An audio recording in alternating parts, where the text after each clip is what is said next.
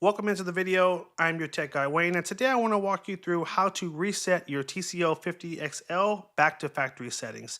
The first thing you'll need to do is swipe down from the top of the screen and swipe down again and tap on the settings wheel. From here, you want to go up to your accounts, and then we're going to tap on our Gmail, and we need to remove our Gmail account. And you need to repeat this step for any and all Gmail accounts that you have saved on the phone. The reason for this is if you don't, it's going to lock the phone to that particular Gmail account.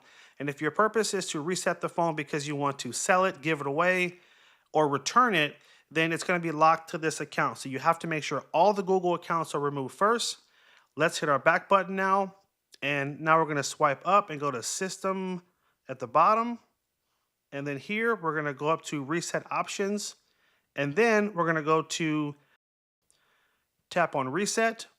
And then you'll need to put in your lock screen code. This is the last step. After this, you won't be able to recover your data, so make sure you have saved or backed up anything before you finish this final step.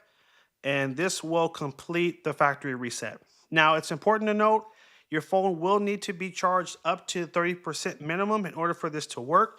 If not, it will ask you to plug in and charge. So in this case, I'm only at 28%. So it's going to stop me from doing the reset until I'm at the full 30%. So make sure you do that before you start the process. And that's it, guys. If you got value out of this video, make sure you bump that like button down below. If you're not already a subscriber, hit that subscribe button and stay tuned for more videos. Take care, and as always, have a good one.